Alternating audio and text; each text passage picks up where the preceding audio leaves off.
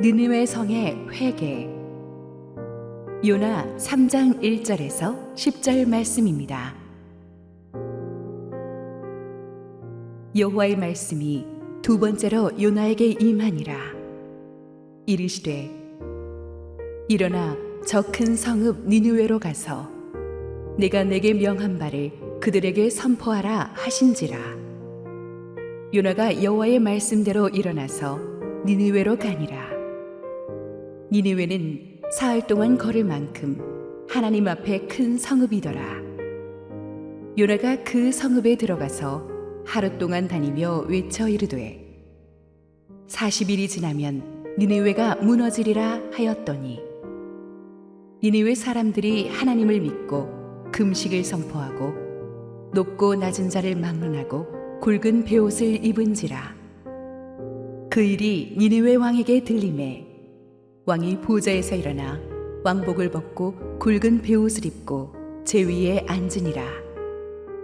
왕과 그의 대신들이 조서를 내려 니느웨에 선포하여 이르되 사람이나 짐승이나 소떼나 양떼나 아무것도 입에 대지 말지니 곧 먹지도 말 것이요 물도 마시지 말 것이며 사람이든지 짐승이든지 다 굵은 베옷을 입을 것이요 힘써 하나님께 부르짖을 것이며 각기 악한 길과 손으로 행한 강포에서 떠날 것이라. 하나님이 뜻을 돌이키시고 그 진노를 그치사 우리가 멸망하지 않게 하시리라. 그렇지 않을 줄을 누가 알겠느냐 한지라. 하나님이 그들이 행한 것 곧 그 악한 길에서 돌이켜 떠난 것을 보시고 하나님이 뜻을 돌이키사 그들에게 내리리라고 말씀하신 재앙을 내리지 아니하시니라.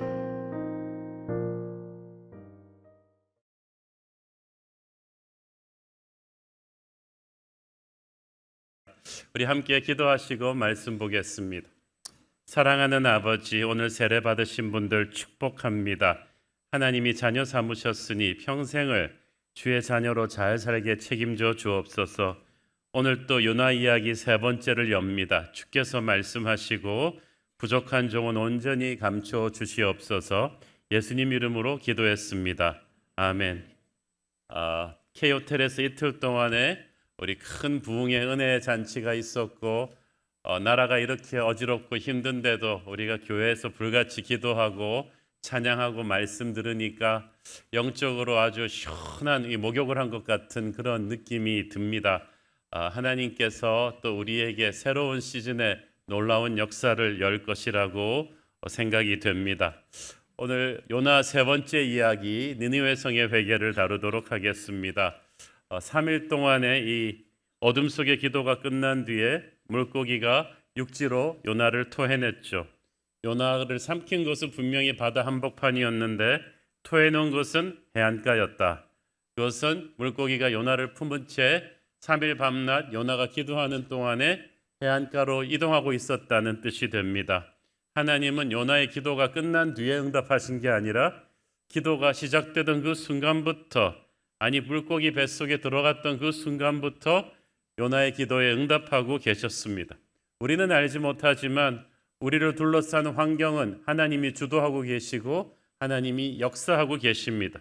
그러므로 우리의 인생이 절망으로 가는 것 같았지만 우리는 소망의 바닷가로 실은 하나님에 의해서 움직여지고 있는 줄 믿습니다. 1절 읽습니다. 여호와의 말씀이 두 번째로 요나에게 임하니라 이르시되. 우리는 이 두 번째라는 말을 유의해 볼 필요가 있습니다. 가만 보면 성경은 희망의 책이에요. 하나님은 항상 두 번째 기회를 주십니다. 성경에도 보면 그래서 재수를 하면서 더 잘된 사람이 참 많습니다. 베드로도 재수하고 하나님께서 다시 써주셨죠. 두 번째 기회를 주셨어요. 베드로한테 두 번째 기회가 안 주어졌더라면 어떻게 됐을까요? 요나에게 두 번째 기회가 안 주어졌더라면 어떻게 됐겠어요? 저와 여러분도 마찬가지입니다. 실패는 성공의 어머니다. 이 말은 성경적인 개념인 것 같아요. 하나님이 처음 주신 그 사명에 열정적으로 막 예하고 순종하고 처음부터 잘하는 사람은 없어요. 왜냐하면 나를 죽여야 감당할 수 있는 사명이기 때문에 사람들이 처음에는 하나님 주신 사명을 잘 감당하지 못하고 도망갑니다. 그래서 폭풍을 만나 좌초하게 되죠. 그런데 그래도 돌아와야 돼요. 하나님의 사람은 힘들어도 하나님이 나를 위해 예비하신 길로 가야지, 그걸 피해보려고 내 머리 굴려갖고 잘 살려고 도망갔다가는 반드시 중간에 넘어지게 돼요. 그렇지만 하나님은 다시 한번 기회를 주십니다. 하나님이 재수 전문가라는 거, 우리에게 두 번째 기회를 주신다는 것은 참 은혜입니다. 어저께 보았듯이 물고기 뱃속에 3일 기도 동안에 하나님은 요나에게 아무 말씀도 안 하셨어요. 요나가 계속 외치는 거예요. 사실 하지만 하나님은 이미 요나 주변의 상황을 통해서 충분히 말씀하셨습니다.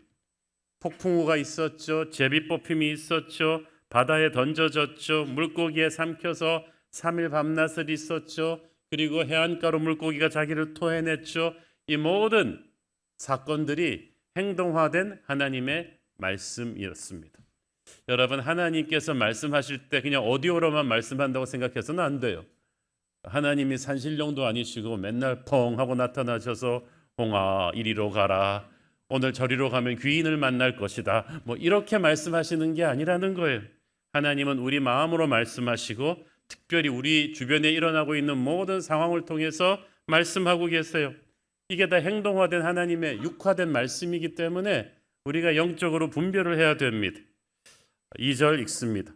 일어나 저 큰 성읍 니느웨로 가서 내가 네게 명한 바를 그들에게 선포하라 하신지라. 어쩌면 처음 하나님이 요나에게 주신 말씀과 이렇게 토시 하나 안 틀리고 똑같겠습니까? 똑같은 말씀을 받고 그때 요나는 준비가 안 되었으니까 다시스로 도망을 갔는데 하나님은 이제 다시 그 말씀을 또 주시는 거예요. 사명은 바뀌지 않습니다. 이제 그걸 감당할 수 있는 그릇으로 사명자가 바뀌는 거죠. 3절 읽습니다. 요나가 여호와의 말씀대로 일어나서 니느웨로 가니라. 니느웨는 사흘 동안 걸을 만큼 하나님 앞에 큰 성읍이더라. 똑같은 말씀을 듣고 요나가 이번에는 도망가지 않고 순종해서 니느웨로 갑니다. 말씀은 변하지 않았고 말씀 듣는 사람이 변했어요. 여러분, 똑같은 말씀인데도 내가 예수의 보혈의 은혜를 체험하고 성령 체험하고 나서 듣는 말씀은 하늘과 땅 차이예요. 전에는 그렇게 졸리던 말씀이 이제는 달고 오묘한 그 말씀이 되었어요. 내가 이 고난을 겪으면서 부서지고 겸손해지고 보혈의 은혜를 체험하고 성령 기도를 받았더니 이제는 말씀이 내 영혼에 깊이 각인이 되는 것을 느낄 수가 있어요. 그러면 이제 삶의 순종이 어렵지가 않은 거죠. 불같은 광야 3일 밤낮을 거쳐서 물고기 뱃속에서 죽을 고생을 하고 나온 요나에게 처음 주어졌던 사역의 자리 니느웨로 다시 가라고 말씀하십니다. 어찌 보면 하나님이 좀 매정하신 게 아닌가 생각도 듭니다. 그 고생을 하고 나왔으면 야, 수고했다, 그 캄캄한 데서 얼마나 고생했냐, 추웠지, 가서 사우나도 좀 하고 말이지, 머리도 좀 하고 옷도 갈아입고 이 병원 들려가지고 내적 치유도 좀 받고 그렇게 해서 보내야 될 텐데 그런 거 아무것도 없어요. 근데 사실 이 모든 상황은 요나가 자초한 일이긴 했죠.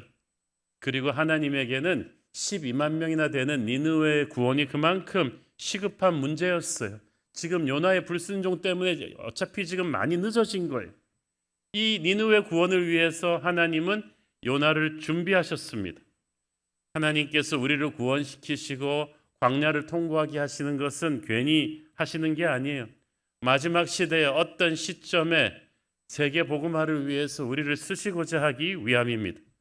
그런데 오늘날의 크리스천들이 요나들이 많아가지고요, 니느웨 같은 세상으로 복음 들고 가지 않으려고 해요. 그냥 자꾸 교회 문 닫고 욕망의 다시스로 가려고 하죠.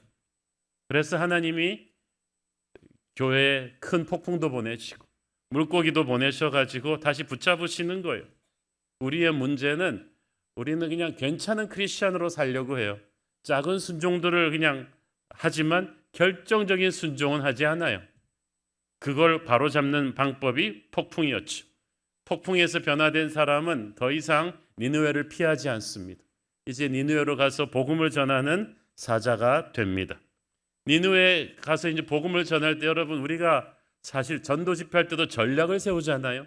준비를 하고 준비를 굉장히 저도 전도 설교는 평소 설교보다 몇 배 시간을 들여서 준비하거든요. 그런데 요나는 그 큰 도시 니느웨로 가서 하면서도 별 준비를 안 하고 가는 것 같았어요. 자, 니느웨는 큰 성읍이므로 3일 길이다 그랬죠. 니느웨까지 가는데 3일이 아니라 니느웨 안을 도는데 3일이 걸린다고 했어요. 그저께 보았던 그 당시 학자들이 상상 조감도로 그린 니느웨 도시를 보시면 정말 대단합니다. 처음 보는 사람은 기가 질릴 정도죠. 보통 어른의 걷는 속도가 시속 4km, 하루에 8시간 걸어도 32km, 사흘 걸으면 거의 100km 가까운 거리를 걸어야지 니느웨 전역을 커버할 수 있을 정도로 큰 도시였습니다. 이런 니느웨 성 앞에 딱 섰을 때 이 요나가 어땠겠어요? 촌사람 요나는 기가 죽었을 것입니다. 자기 나라와는 상대가 안 되는 이런 거대한 도시, 그렇지만 하나님이 시키니까 들어갔어요. 4절, 요나가 그 성읍에 들어가서 하루 동안 다니며 외쳐 이르되 40일이 지나면 니느웨가 무너지리라 하였더니, 사실 전혀 사탕발림이 없는 그냥 하나님이 정한 본론 그대로 딱 얘기한 거예요. 이걸 봐서 요나는 별로 이렇게 니느웨에 대한 애틋한 마음은 없어요. 원래 40이라는 숫자가 성경에서 굉장히 상징적인 숫자입니다. 시련의 기간, 회개의 기간, 어떤 사명을 위한 준비의 기간을 말할 때 40이 계속 나옵니다. 노아 홍수가 40일이었죠. 모세가 시내산에서 십계 만든 게 40일, 이스라엘 민족의 광야 생활 40년, 엘리야의 고행길이 40일, 공생애 전에 예수님의 금식기도 기간이 40일. 그런데 본문에서는 심판의 카운트다운이에요. 40일이 지나면 니느웨가 무너질 것이다. 그렇지만 이것은 단순히 그들을 협박하기 위한 그런 무서운 시간이 아니라 그들이 회개하고 돌아올 수 있는 은혜의 모래시계였어요. 당장 너희들을 멸망시킬 수 있지만 이 40일의 그 기간을 텀을 준 거예요. 하나님의 마음은 정말 우리가 상상하는 것 이상으로 큽니다. 우리가 아무리 사람들을 사랑하고 품는다지만 진짜 우리도 기도가 잘 안 나오는 못된 사람들이 있어요. 여러분 김정은 기도 잘 안 나오시죠? 푸틴 기도 생각보다 굉장히 어렵죠. 그렇지? 그런데 하나님은 우리가 최악의 인간이라고 생각하는 죄인들에게까지도 은혜의 마음이 있으세요. 그들이 회개하고 돌아오기를 원하십니다. 에스겔 18장 23절, 주 여호와의 말씀이니라 내가 어찌 악인이 죽는 것을 조금인들 기뻐하랴. 그가 돌이켜 그 길에서 떠나 사는 것을 어찌 기뻐하지 아니하겠느냐. 31절, 너희는 너희가 범한 모든 죄악을 버리고 마음과 영을 새롭게 할지어다. 이스라엘 족속아, 너희가 어찌하여 죽고자 하느냐. 주 여호와의 말씀이니라 죽을 자가 죽는 것도 내가 기뻐하지 아니하노니 너희는 스스로 돌이키고 살지니라. 죽어 마땅한 죄인이 죽는 것도 나는 기뻐하지 않는데 어떻게든 회개하고 돌아와서 살아라. 이게 하나님의 마음이에요. 우리가 하나님의 자녀라면 아버지의 마음을 본받아야겠죠. 그래서 요나가 이제 들어가서 하룻길을 행하며 복음을 전했는데 첫날부터 충격적인 반응이 나왔어요. 복음은 좋은 소식이라는 뜻인데 요나는 회개하면 구원받는다 그런 포인트보다 하나님이 말한 전반전을 가장 강하게 얘기해줬어요. 40일이 지나면 니느웨가 무너질 것이다. 제 생각에는 아직도 아수르에 대한 원한이 남아있는 요나는 속으로 회개하지 마. 그냥 죽어라. 너희는 회개하고 이렇게 회개할까 봐 오히려 요나는 좀 걱정됐던 것 같아요. 이 망해야 된단 말이죠. 좀 통쾌한 마음으로 끝까지 이렇게 선포한 것 같아요. 그렇게 요나는 니느웨가 듣고 회개하기를 바라는 마음보다는 하나님이 이거 하라 그랬으니까 물고기 뱃속까지 갔다 와가지고 이제 불순종 못하니까 진짜 그 말만 딱 전한 거예요.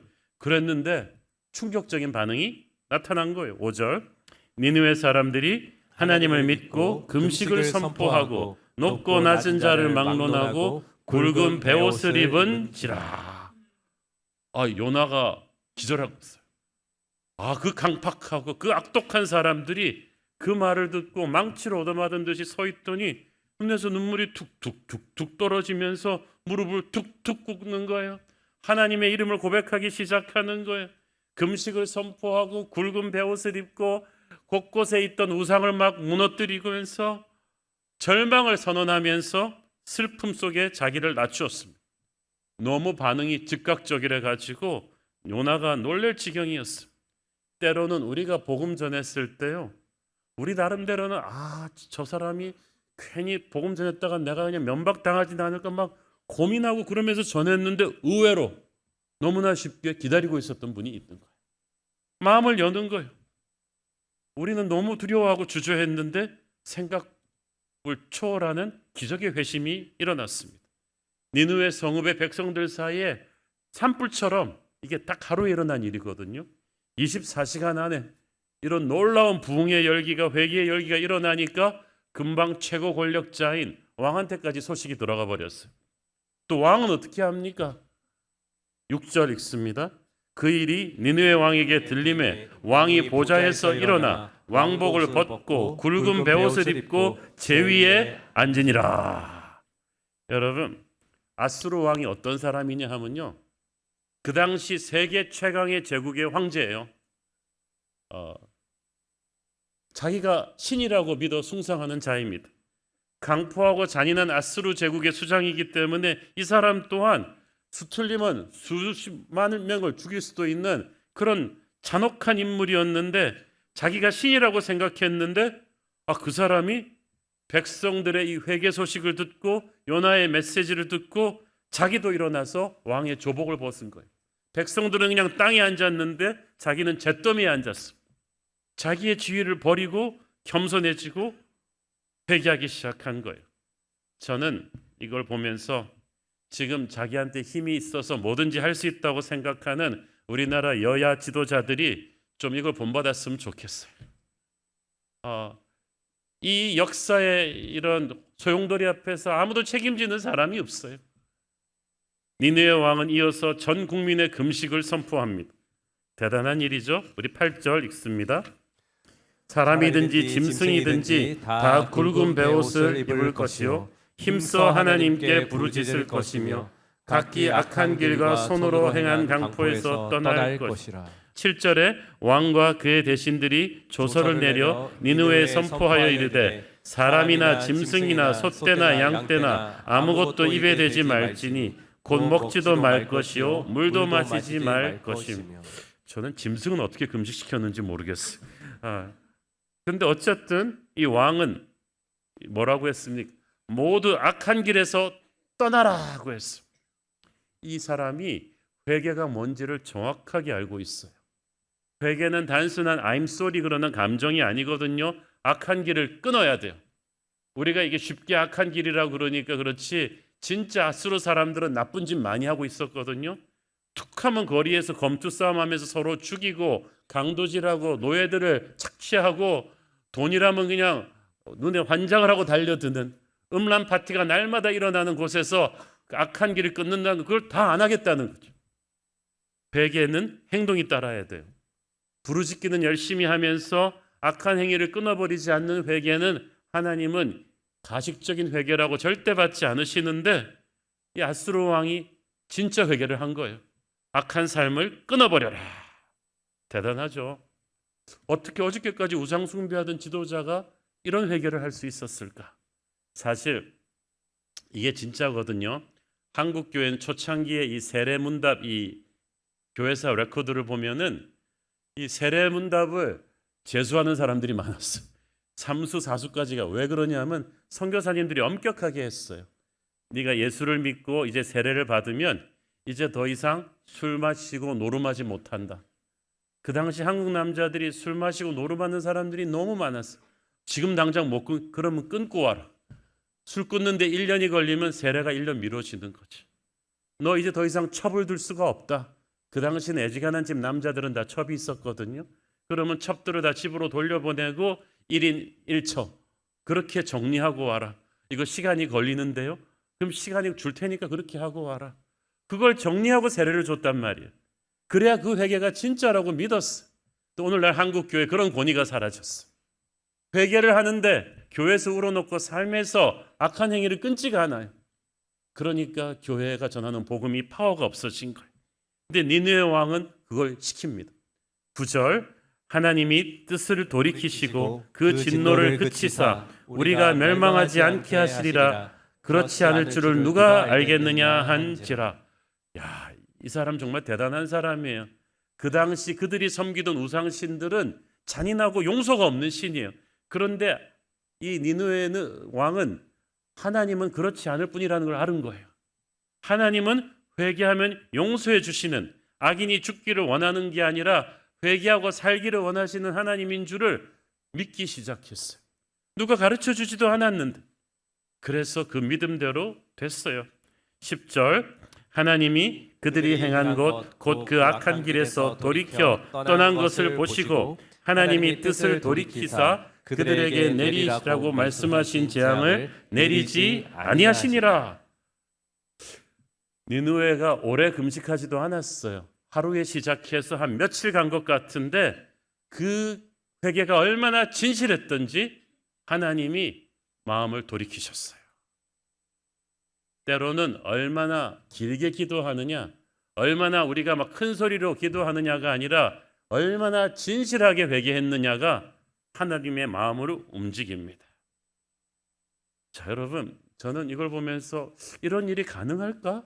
니느웨 같은 도시에서 저는 역사를 전공하는 사람으로서 세계에 존재했던 군사 강대국 중에 제일 악독했던 아수르가, 그 아수르의 수도 니느웨가 요나의 단 하루 설교에, 그것도 별로 성의 없이 한 설교에 이렇게 엄청난 영적인 대각성이 어떻게 일어날 수 있었을까?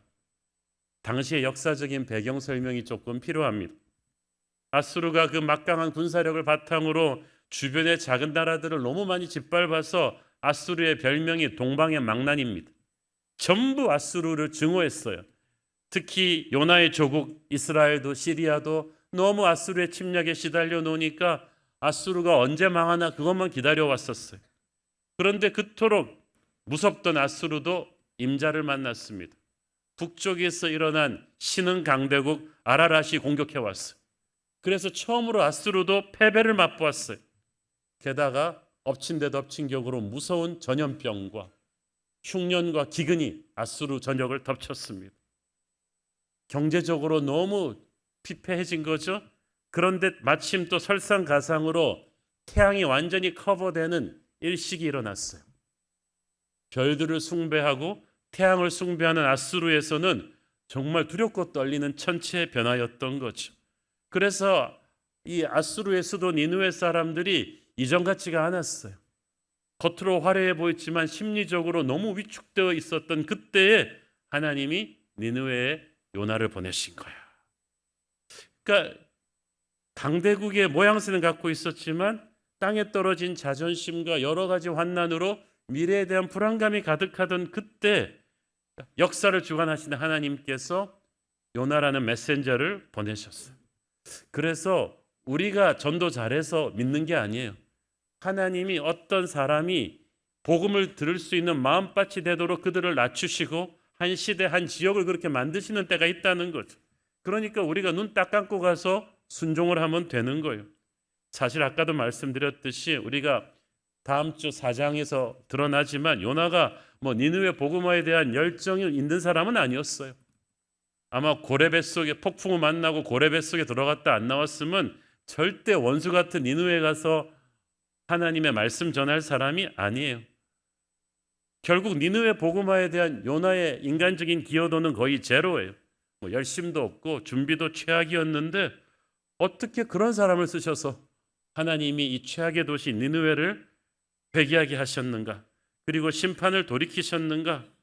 하나님의 이 마음이 그만큼 넓으시고 우리 마음에 선뜻 내키지 않아도 어떤 시대, 어떤 사람들에게 복음을 전하는 도구로 굳이 교회를 쓰시고자 하신다는 거예요.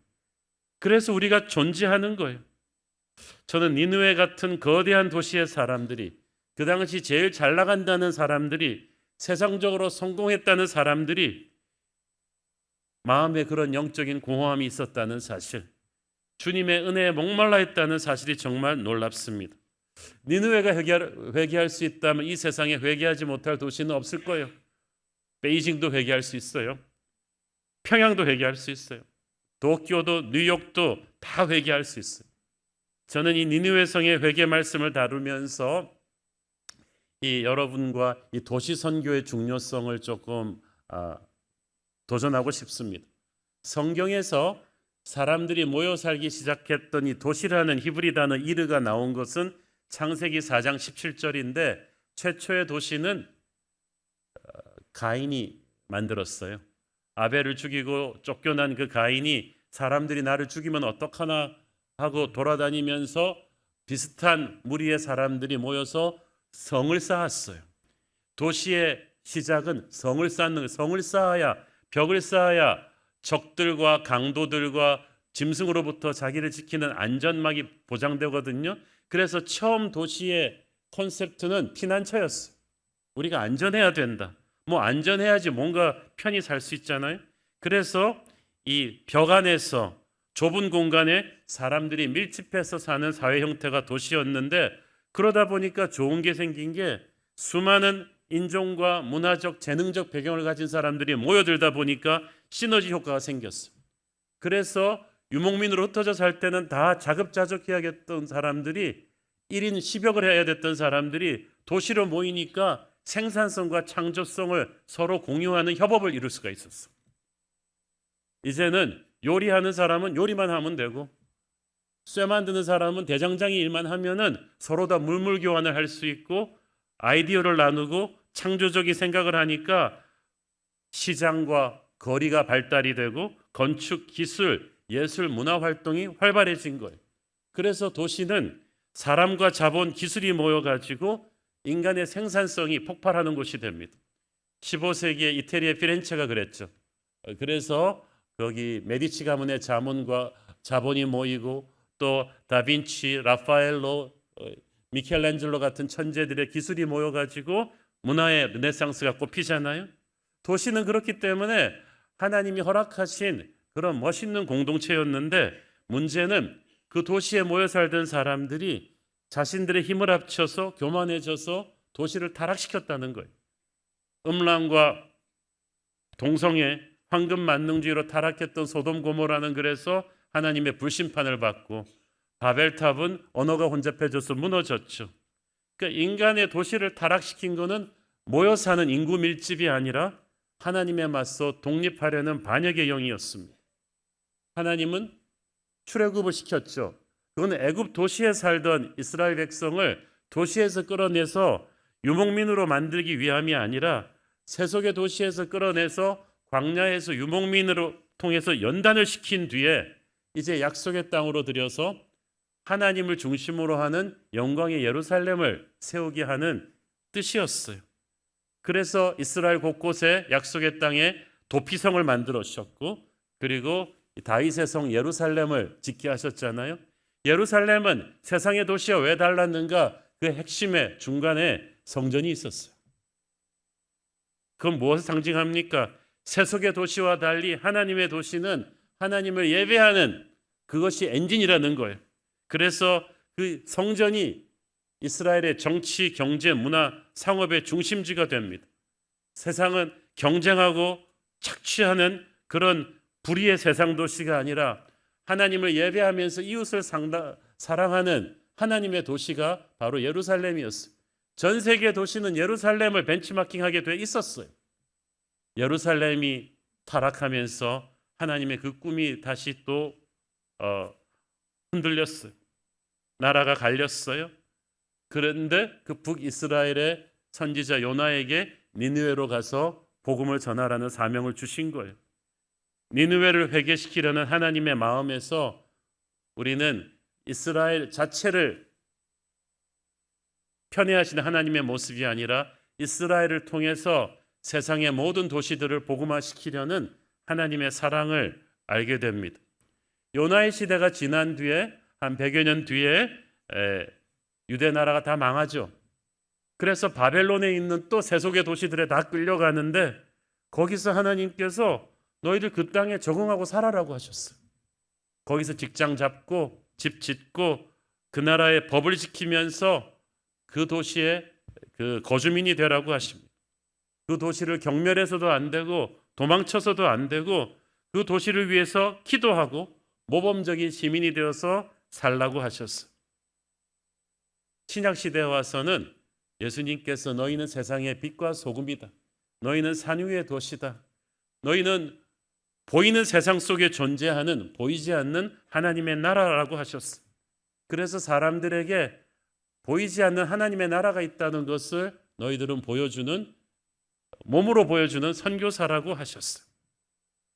이제 초대교회 때로 와갖고는 지상명령은 사실 세상의 모든 도시들을 중심으로 흘러가겠대요. 오순절 다락방에 성령의 불이 내려온 게 예루살렘이었죠.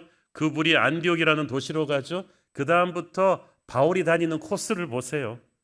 사도행전은 도시 선교에 완전히 그 정확한 집약체와도 같았어요. 아테네, 그리스 로마 세계의 문화 중심 도시죠. 고린도 상업 중심 도시죠. 에베소는 종교적인 도시였죠. 이 세 곳에서 사도행전의 역사가 일어나고 사도행전의 마지막 챕터는 세계 최고의 도시 로마에서 끝납니다. 그러니까 하나님께서 이건 의도가 있는 거예요. 지금 전 세계 인구의 50%가 도시들에 지금 몰려 있잖아요. 사람들이 몰려 있는 이 도시에서 복음이 전해질 때 짧은 시간에 그 파급 효과가 굉장히 커요. 자, 로마 시대 최고의 도시 로마가 전성기 때 100만이었는데 서울이 지금 1000만이에요. 그죠? 니느웨의 100배가 큰 도시란 말이죠. 이 대도시에 우리가 살고 있어요. 여기서 집 짓고 직장 잡고 사람들과 어울리며 살아가는데 그렇다면 우리는 이 시대의 요나가 되어서 여기가 우리의 니느웨라는 거예요. 우리는 도시의 복음화를 위해 힘써야 됩니다. 근데 전략이 필요해요. 팀 켈러 목사님은 도시 선교를 거대한 바위를 폭파하는 것에 비교했습니다. 우리가 이 바위를 폭파시켜야 길을 가는데 이러기 위해서는 먼저 구멍 속으로 다이아마이트를 집어넣어가지고 중심부에서 폭파시켜야 되거든요. 구멍을 뚫는 게 먼저 중요해요. 근데 구멍만 뚫고 가운데에서 폭탄시키지 않는다. 그러면 바위 덩어리는 그대로 있겠죠. 그러나 구멍도 안 뚫고 마음이 급해가지고 그냥 바위 표면에서 폭파시키면 또 바위는 그대로 있을 거예요. 중요한 건 두 가지를 다 해야 된다는 거죠. 일단 구멍을 깊이 뚫어야 돼요. 그 다음에 구멍 중심부로 폭탄을 들여보내가지고 폭파시켜야 되는 것처럼 도시 복음화도 마찬가지. 우리에게 귀한 복음이 있지만 이거 바로 폭파시키면 안 되고 먼저 구멍 뚫는 작업을 해야 돼요. 이는 우리가 살고 있는 도시 사람들의 문화와 가치관을 존중하면서 그 문화 속으로 들어가는 게 필요해요. 왜냐하면 도시마다 다른 문화가 있고 지역마다 공무원들이 밀집돼 사는 지역이 있고 예술인들이 밀집된 지역이 있고 IT 금융인들이 모여 사는 지역이 곳곳에 있잖아요. 근데 여러분의 하나님이 주신 소명에 따라서 그 지역들에 다 흩어져 있단 말이죠. 이건 우연이 아니다. 거기서 여러분은 좋은 시민이 돼야 됩니다. 그래서 삶으로 매력을 일으키고 그들의 언어를 알고 그들의 가치관 속에 들어가 있어야 돼요. 그게 구멍 뚫는 거예요. 아까 세례한 자매님도 그 어린이집에서 그 엄마가 나쁜 사람 같았으면 물어봤겠어요. 평소에도 정말 훌륭한 사람이다, 좋은 사람이다, 다르다고 느꼈으니까 물어봤겠죠. 고구마를 찌르기 전에 자기를 먼저 찌르라고 다가왔단 구멍을 뚫어서 우리의 이웃들과 만나 관계를 맺고 그 다음에 복음을 터뜨린다. 이것이 도시 복음화의 기본입니다. 그 당시 세계제국 아수르의 수도 니느웨 사람들을 보면서 딴 사람들이 별로 전도할 엄두를 못 냈어요. 왜냐하면 저 사람들 다 가진 사람들인데 뭐. 그리고 못 됐는데 교만한데 그런 사람들이 설마 하나님 믿겠어? 이렇게 생각한 거예요. 그러나 방금 말씀드렸듯이 그들의 속사정은 말할 수 없이 가난해져 있었어. 지금 서울 사람들도 마찬가지죠. 어떤 분은 말합니다. 아유, 요즘 서울 사람들, 강남 사람들이 어떤 사람들인데 교회에 대한 반감이 얼마나 큰데 괜히 전도했다가 면박당하지 말고 그럴까요? 지금 서울 사람들 상태 안 좋아요. 다 가진 것 같지만 요즘 우리 너무 마음이 불안하고 외롭잖아요. 코로나 이후로 폭증한 우울증과 자살률이 세계 1위입니다. 서울이. 끝을 모르는 불경기에 우리가 정치권의 한심한 모습에 마음을 두지를 못해요. 거대 야당의 폭주와 이해할 수 없는 대통령의 이 독선이 지금 이 나라를 어떻게 망치고 있는지 우리는 지금 매일 보고 있지 않아요? 하지만 저는 바로 이때가 서울 복음화를 위해서 우리 새로운 교회가 한번 힘을 낼 때라고 믿습니다. 지금까지 이보다 더한 국가적인 위기를 IMF 때도 금융위기 때도 우리는 기도로서 잘 헤쳐왔고 나라를 위해 눈물로 기도하고 전도했던 한국 교회는 이 오욕과 혼돈의 100여 년의 그 현대 역사 속에서 이 나라를 그만큼 그래도 살려왔습니다. 우리는 다시 한번 역사에 대한 책임의식을 가지고 우리가 사는 도시 서울에 대한 복음화를 꿈꾸고 기도해야 될 줄로 믿습니다. 전도가 어렵다고는 하지만 그건 마귀가 주는 선입관입니다. 지난번 전도 집회를 하고 나서 제가 간증들을 들어보니까 저는 지금도 얼마나 많은 사람들이 이 복음에 의외로 마음이 열려 있는지 놀람을 금치 못합니다.